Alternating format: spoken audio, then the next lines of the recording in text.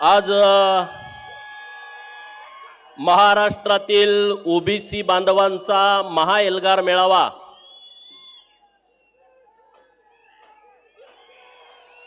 पंढरपुरामध्ये पार पडतोय।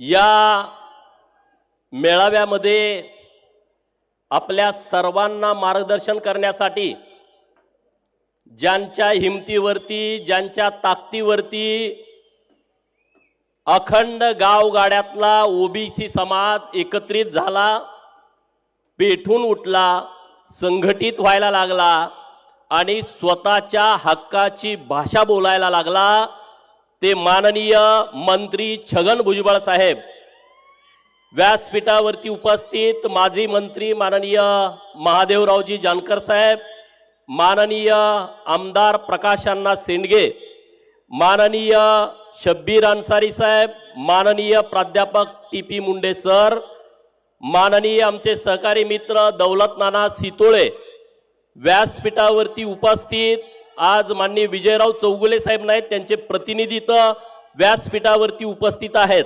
नाभिक समाजाचे नेते माननीय दळे साहेब व्यासपीठावरती उपस्थित, माननीय बाबासाहेब देशमुख उपस्थित होते, ते कामानिमित्त गेले।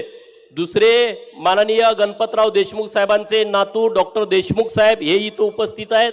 शिवदासजी बिडगर, माऊली आळणवार, मस्के सर आणि व्यासपीठावरचे सर्व मान्यवर मंडळी, खानापुरे सर आहेत, कोळी समाजाचे, असे सर्व मंडळी व्यासपीठावरती आहेत। चुकून एखाद्याचं नाव राहिलं तर मी दिलगिरी व्यक्त करतो। आज पत्रकार दिन आहे। महाराष्ट्रातील तमाम पत्रकार बांधवांना आपण जोरदार टाळ्या वाजवून त्यांना पत्रकार दिनाच्या शुभेच्छा देऊया। मित्रांनो, आज 6 जानेवारी आहे आणि आजच्या दिवसाची इतिहासामध्ये सुवर्ण अक्षरानं नोंद आहे, कारण एक सर्वसामान्य भटक्या विमुक्ताचा पोरगा स्वतःच्या स्वकर्तृत्वावरती, मेहनतीवरती, जिद्दीवरती, ईर्षेवरती छत्रपती शिवाजी महाराजांच्या नंतर जे 2 राज्याभिषेक झाले त्यातला एक राज्याभिषेक होता राजे उमाजी नाईक यांचा, आणि दुसरा राज्याभिषेक ज्यांनी स्वतःचा करून घेतला, स्वतः महाराजा म्हणून समोर आले, ते महाराजा यशवंतराव होळकर यांच्या आज राज्याभिषेकाचा दिवस आहे। योगायोग बघा, त्याच दिवशी आपली पंढरपुरामध्ये सभा होते। महाराजा यशवंतराव होळकर यांनी छत्रपती शिवाजी महाराजांनी जसं या महाराष्ट्रातल्या 18 पगड जातीतल्या लोकांना एकत्रित केलं आणि स्वराज्याची निर्मिती केली, त्याच धर्तीवरती या देशातल्या ओबीसींना, भटक्या विमुक्तांना, कोळी, रामोसी, भिल्ल, वडार, या पेंडारी, धनगार आणि वंजारी या सगळ्या लोकांना एकत्रित करून स्वतःच्या सैन्याची फलटण उभा केली आणि स्वतःचं राज्य स्वतः निर्माण केलं। आणि आज त्याच दिवशी महाराष्ट्रातला सगळा ओबीसी माननीय छगन भुजबळ साहेबांच्या नेतृत्वामध्ये राज्याभिषेक करण्याची तयारी करतोय आणि त्याची सुरुवात पंढरपूर मधनं होते। मित्रांनो, करायचा का नाही राज्याभिषेक? अरे आज देशभर सगळे ओबीसीचं वातावरण झालंय। ओबीसीच्या राजकारणाच्या बाबतीमध्ये सगळ्या राजकीय पक्षाच्या भूमिकेकडे आपल्याला जावं लागेल। आज देशात कोणी जरी म्हटलं तर आमचा पक्ष ओबीसीचा पक्ष आहे, आमचा पक्ष ओबीसी, सगळे पक्षाचे नेते बोलतायत मित्रांनो। आणि योगायोगानं ओबीसीचाच एक नेता या देशाचा पंतप्रधान पदावरती विराजमान झालाय मित्रांनो। एका मायनर ओबीसीतला कार्यकर्ता जो देशाच्या पंतप्रधान पदावरती विराजमान झालाय आणि त्यांच्या नेतृत्वाखाली 500 वर्षानंतर आपलं प्रभू रामचंद्राच्या मंदिराचा लोकार्पण सोहळा होतोय। प्रभू रामचंद्र सुद्धा तंबूमध्ये राहत होते एवढे दिवस। आज त्यांच्या नेतृत्वामध्ये आज 22 जानेवारीला अख्ख्या देशभर राममय वातावरण झालंय, सगळीकडे ती चर्चा आहे। मी राजकारण म्हणून हे तुम्हाला सांगत नाही मित्रांनो, आज राममय वातावरण अखंड देशामध्ये झालाय। राम राज्याची चर्चा अखंड देशभर व्हायला लागली आहे। अरे राम राज्य म्हणजे काय आहे? सगळ्याला समान संधी, बंधुता, हे राम राज्याचं लक्षण आहे। अरे मग या महाराष्ट्रामध्ये राम राज्य आहे का असा प्रश्न ओबीसीचा कार्यकर्ता म्हणून आपल्या सगळ्यांच्या मनाला पडतो की नाही पडत? अरे रामराज्य म्हणजे सगळे समान, सगळ्याला एक न्याय. अरे आज ओबीसीच्या अनेक घटकांना आरक्षणाचा लाभ मिळाला नाही, त्यांच्या ताटामध्ये अजून पंक्तीत बसलाय, त्याला वाढलं गेलं नाही, तरी सुद्धा त्याच्या ताटातलं हिसकावून घ्यायची भूमिका काही लोक ठेवतात.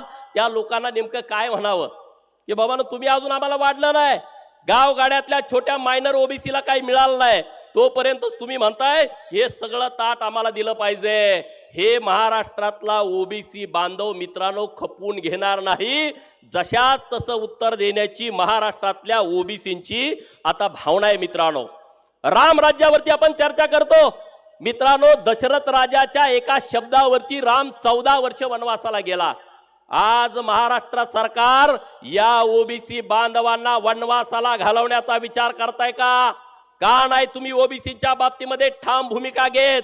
माननीय मुख्यमंत्री महोदयांना माझी विनंती आहे की तुम्ही कैकईची भूमिका घेऊ नका, तुम्ही राजधर्म पाळा, राजधर्म पाळा.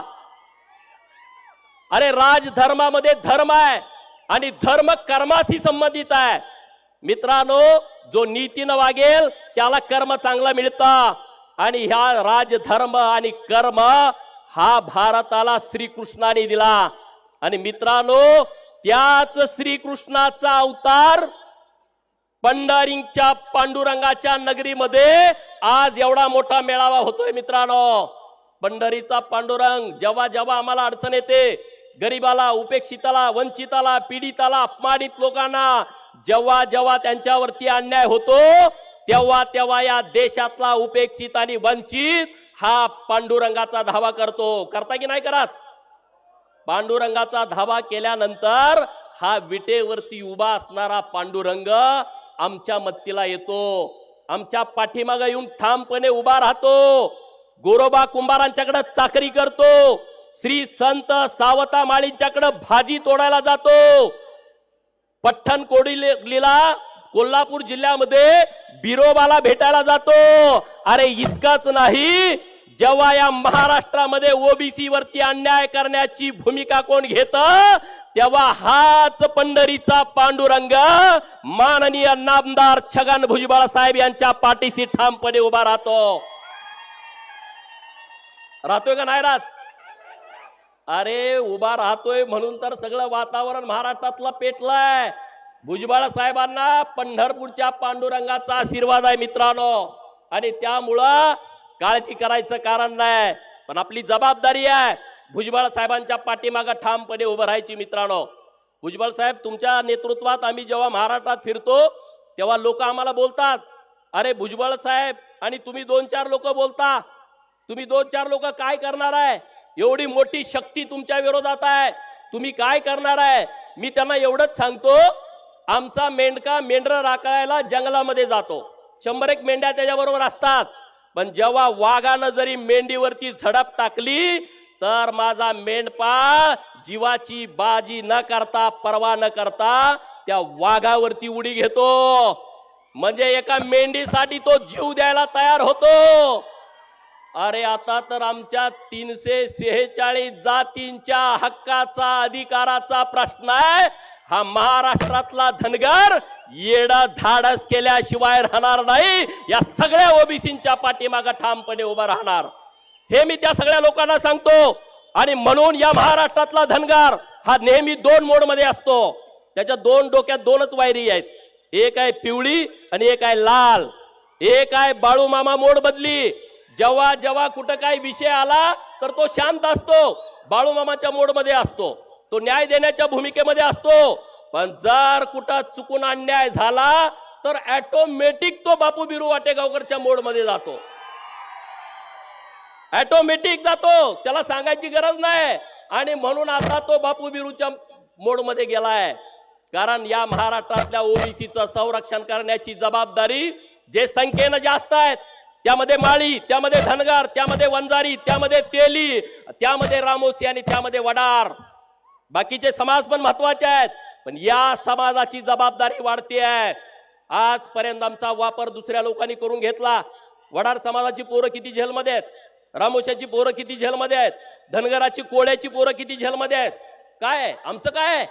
आमच्यासाठी नाही आम्ही भांडणं केली, आम्ही कुठल्या तरी प्रस्थापितांच्यासाठी भांडणं केली, मारामाऱ्या केल्या, खून केल्या. आज महाराष्ट्रातल्या सगळ्या जेलचा जर डाटा काढला तर ही आमची उपेक्षिताची वंचिताची पोरं या प्रस्थापितांच्यासाठी पिढ्यानपिढ्या जेलमध्ये आहे. 10-10, 20-20, 30-30 वर्ष बाप जेलमध्ये होता, पोरग जेलमध्ये, नातू जेलमध्ये. हे कशासाठी? हे मित्रांनो आता आपण सगळ्यांनी थांबवलं पाहिजे, हे बंद केलं पाहिजे.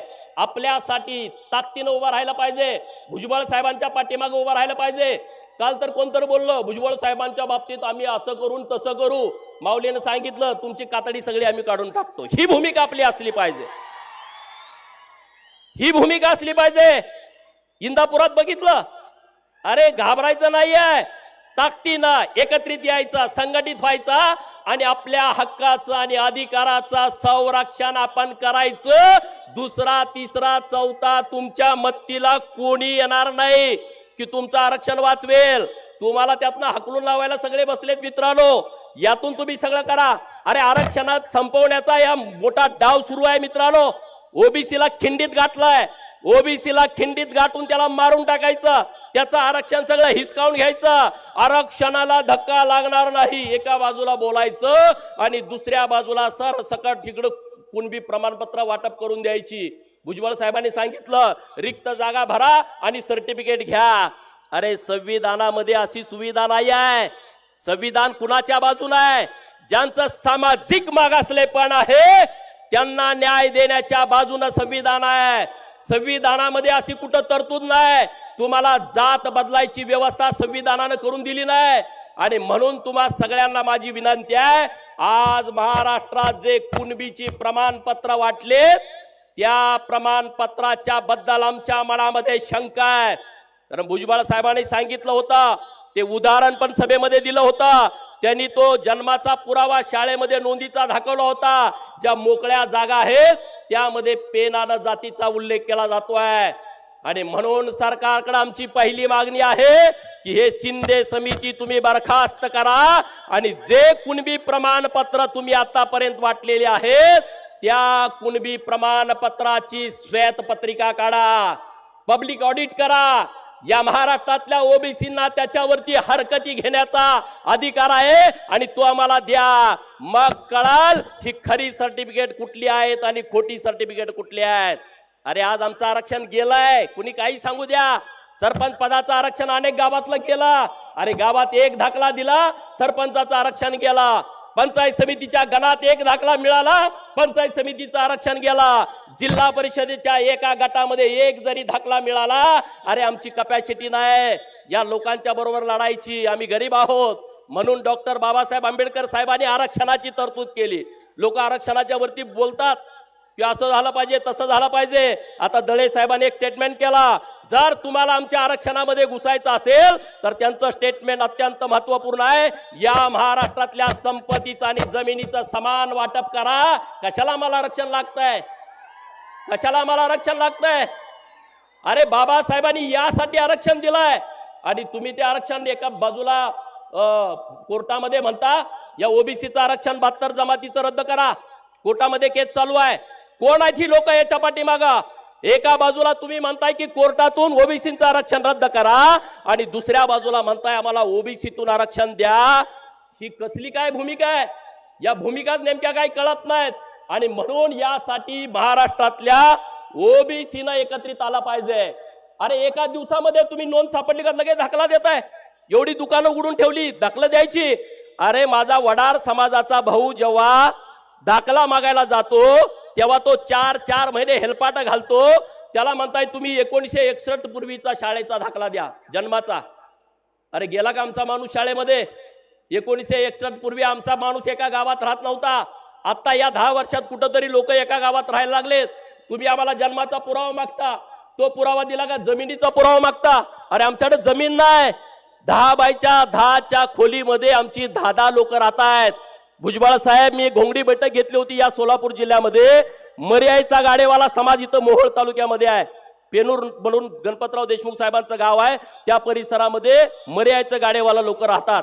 अरे 10 बाय 10च्या खोल्या, त्या पण बाजूला पत्र लावलेल्या, वरून पत्र आणि त्यांना तिथं अजून त्यांच्या नावावरती त्याची नोंद सुद्धा नाही.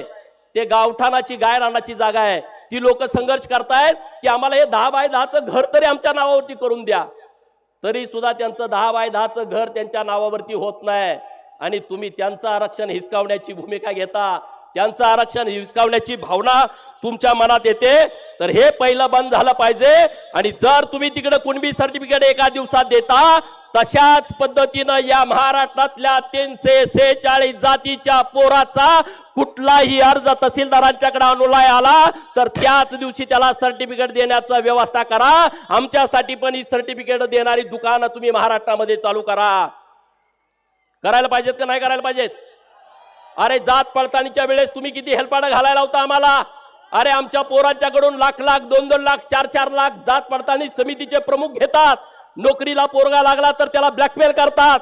अरे आमचं इथलं पदोन्नतीचं आरक्षण 2021 नंतर तुम्ही घालवला. आमच्या ओबीसीच्या, एससीच्या, एसटीच्या, भटक्या विमुक्तांच्या पदोन्नतीच्या आरक्षणाला तुम्ही दगा दिला आणि तिथं परत सरळ सगळी लोक भरून घेतली.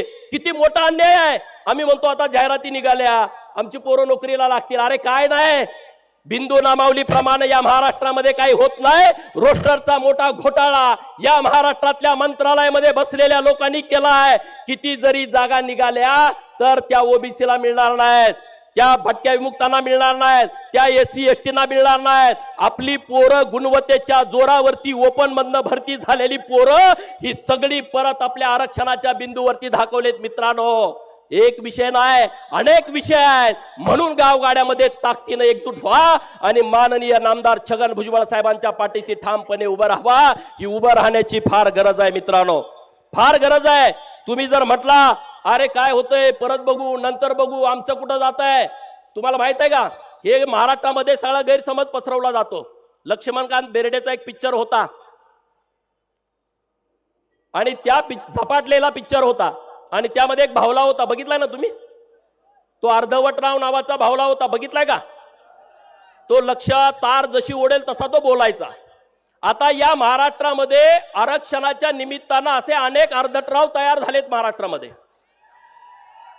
ते काय म्हणतायत की धनगराचा आणि वंजारीचा ओबीसीच्या आरक्षणाशी काही संबंध नाही. टीपी मुंडे सर इथं आहेत की भुजबळ साहेबांच्या पाठीमागे ही उगाच लोक फिरतायत की ओबीसी मध्ये धनगरांचं वेगळं आरक्षण आहे आणि वंजाऱ्यांचं वेगळं आरक्षण आहे.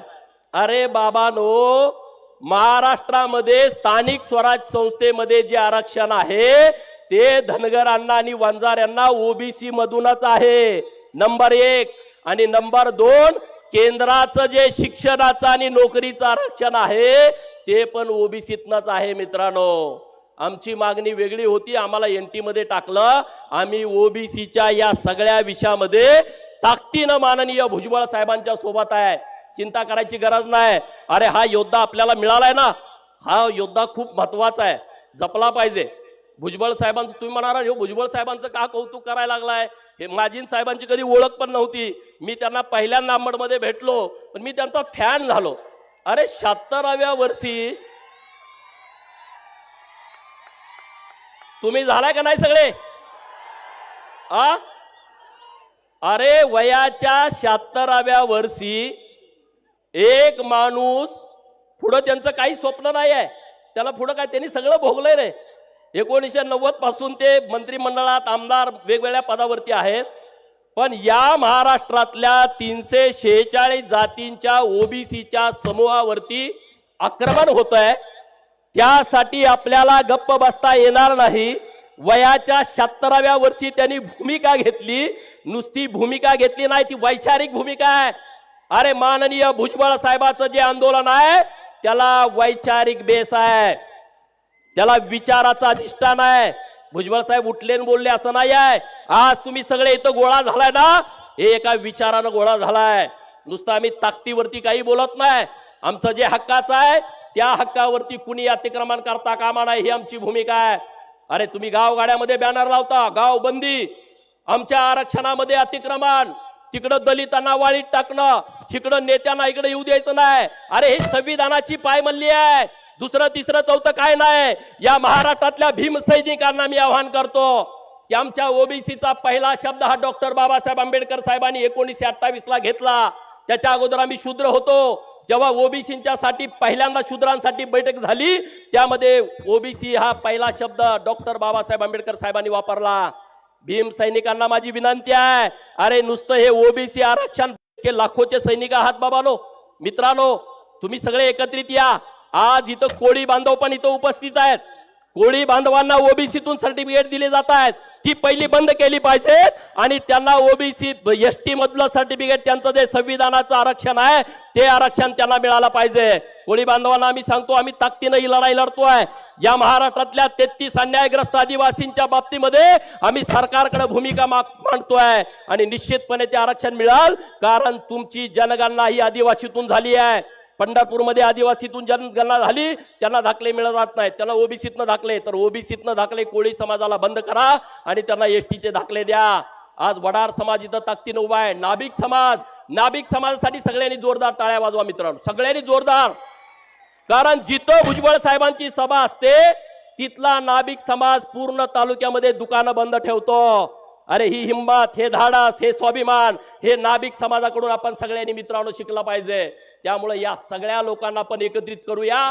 इथला सगळा समाज, जो भटका समाज आहे, जो ओबीसी समाज आहे, हा सगळा भुजबळ साहेबांच्या पाठीमागे आपण ताकदीनं उभा करू.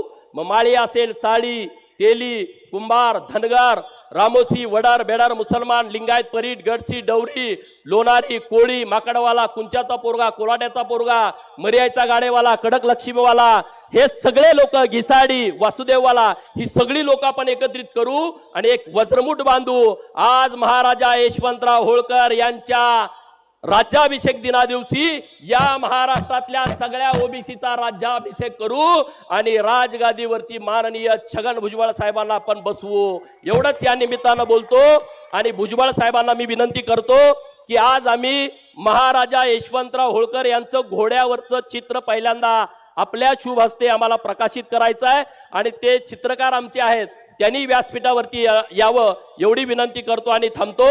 जय हिंद, जय मल्हार, जय ओबीसी.